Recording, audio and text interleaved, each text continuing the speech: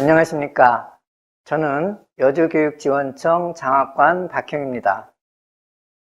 세종을 모시고 있는 여주에 근무하는 교육자로서 세종의 이야기를 통해서 오늘 민주주의에 대해서 여러분에게 이야기를 하고 싶습니다.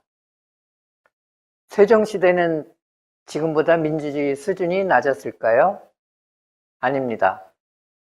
군주국가인 세종시대가 민주국가인 지금보다 민주주의 수준이 높았습니다. 저는 이 아이러니한 주장을 과학적으로 증명할 것입니다. 아니, 여러분이 증명하게 될 것입니다. 민주주의 수준을 가늠하는 것으로 권력거리 지수라는 것이 있습니다. 네덜란드의 사회심리학자 홉스테드는 권력거리를 한 나라의 제도나 조직에 힘없는 구성원들이 권력의 불평등한 분포를 기대하고 수용하는 정도라고 정의했습니다. 권력거리 지수는 다음 질문에 대한 학업자들의 응답 결과를 홉스테드가 개발한 수식에 의해 산출합니다. 당신은 상급자를 두려워하여 반대 의견을 말하지 못하는 경우가 얼마나 자주 일어나는가? 당신이 본 상급자의 실제 의사결정 스타일은 무엇인가? 당신이 선호하는 상급자의 의사결정 스타일은 무엇인가? 권력거리 지수가 높다는 것은 수직적이고 권위적인 문화라는 뜻입니다.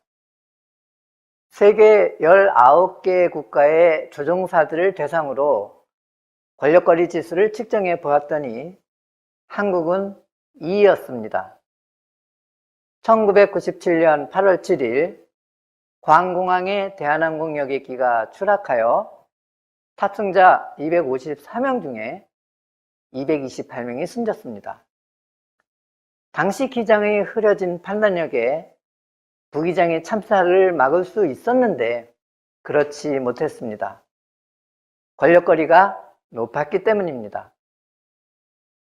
2014년 4월 16일 세월호 승무원 중 누군가는 선장에게 탈출 명령을 강하게 요구했어야 했습니다.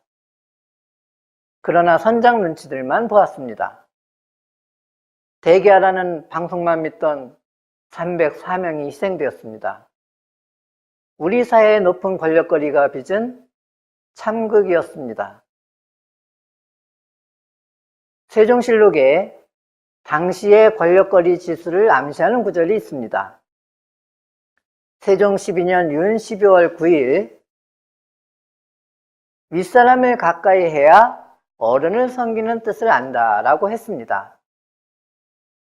윗사람을 가까이 하는 것은 권력거리가 낮다는 것이며 그래야만 어른을 섬기는 마음이 생긴다고 합니다. 세종은 매일 하급관리들을 독대하여 실무보고를 받는 윤대를 합니다. 세종 13년 3월 5일 윤대할 때의 말은 임금 혼자서 듣고 밖에 누설하지 않으며 그 말이 설사 사리에 맞지 않아도 죄를 가하지 않기 때문에 숨김없이 말했다 라고 했습니다. 임금을 독대한 하급 관리들은 엄청난 자긍심을 느꼈을 것이며 자기 말을 다 들어주는 임금에 대해 충성을 다했습니다.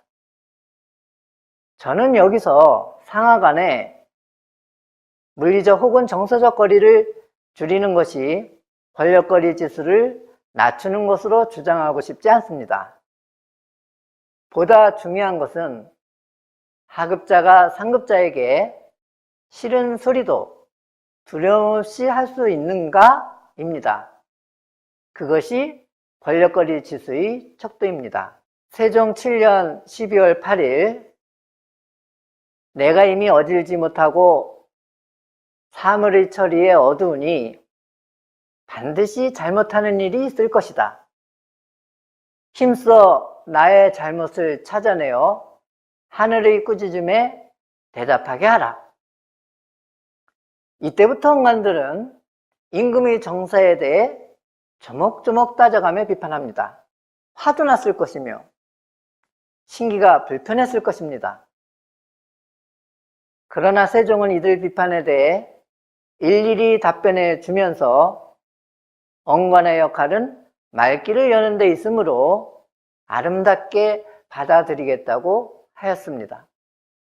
세종은 정책회의나 경연 등에서 신하들에게 다 말하게 하고 정작 자신은 전략적 침묵을 지켰습니다.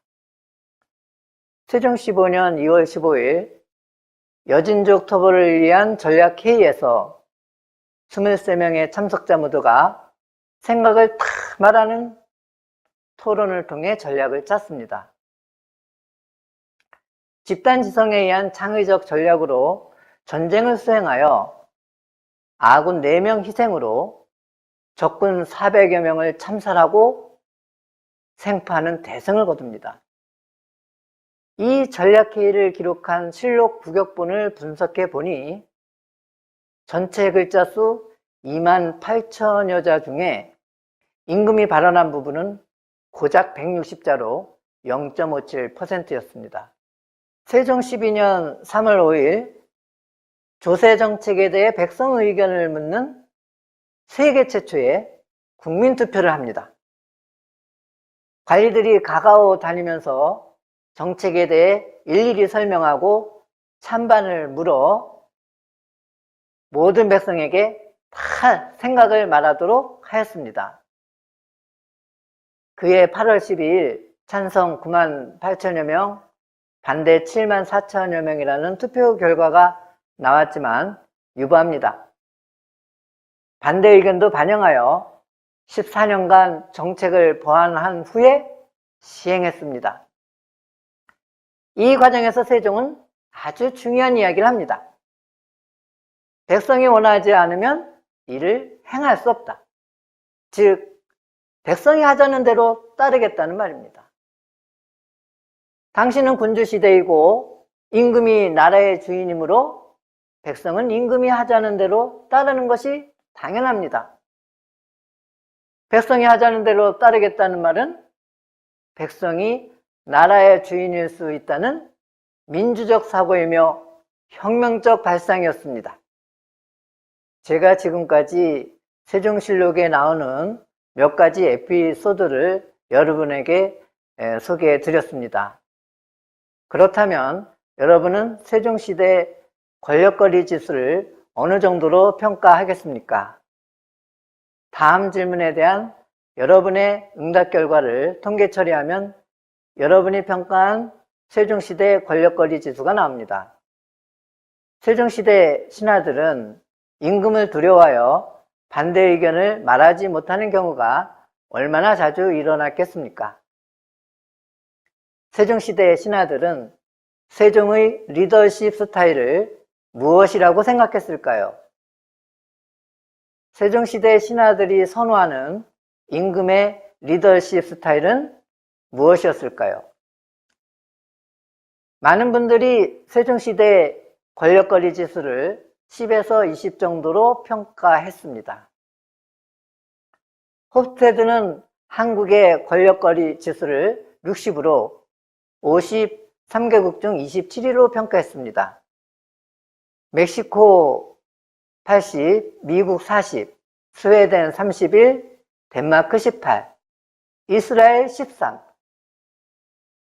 권력거리가 낮은 이스라엘은 짝에게 생각을 설명하는 하브르타라는 방식으로 0.2%의 유태인이 22%의 노벨상 수상을 휩쓸고 있습니다.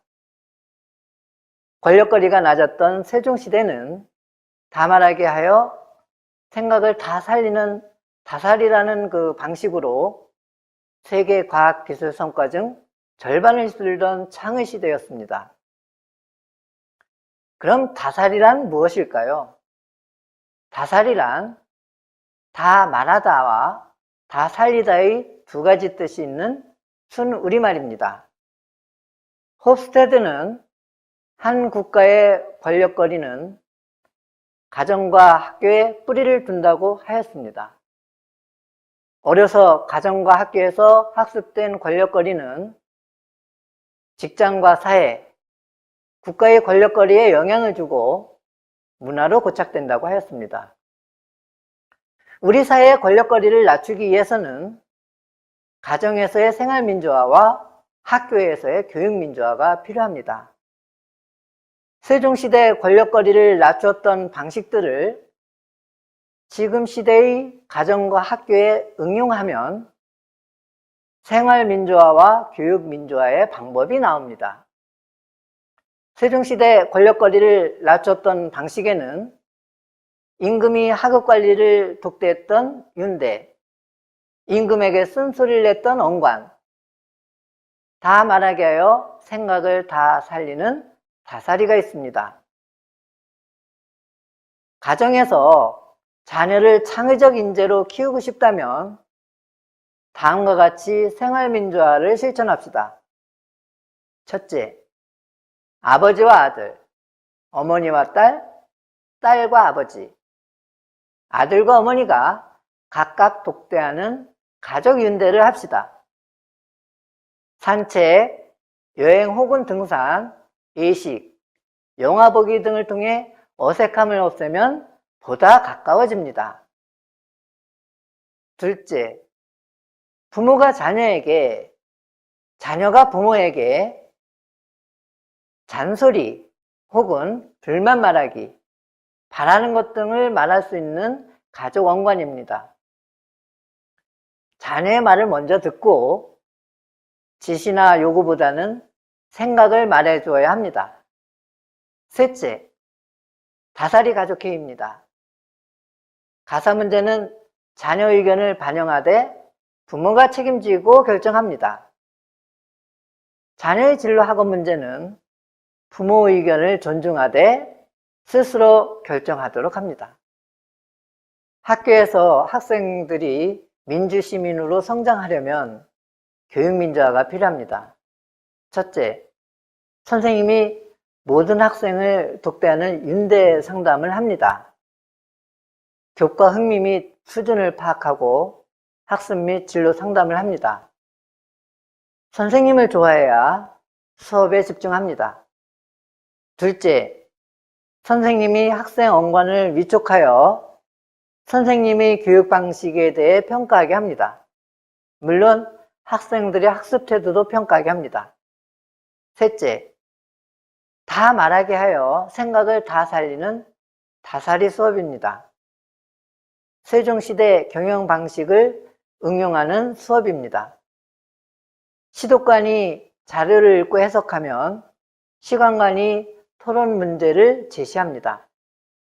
검토관이 돌아가며 생각을 다 말하면 사관이 정리하여 발표합니다. 세종시대가 유례없는 국가 융성기를 구가할 수 있었던 비결은 모든 백성을 나라의 주인으로 만드는 데 있었습니다. 부모가 자녀를, 선생님이 제자를 가정과 학교와 사회와 나라와 세계의 주인으로 만드는 것이 민주시민 교육입니다. 어떤 나라는 전쟁이 나면 남의 나라로 도망가기에 급급하지만 권력거리가 낮은 이스라엘은 전쟁이 발발하자 내 나라를 지키겠다고 모두 들어왔습니다. 모두가 주인이 되어야 합니다. 가정에서는 부모와 자녀, 학교에서는 교사와 학생, 회사에서는 사장과 회사원, 사회에서는 모든 시민, 나라에서는 국민이 모두 주인이 되는 것이 민주주의입니다. 민주주의는 제도라기보다 문화입니다. 이것이 민주주의를 정치 지도자에게 요구하기보다는 우리가 만들어가야 되는 이유이기도 합니다. 감사합니다.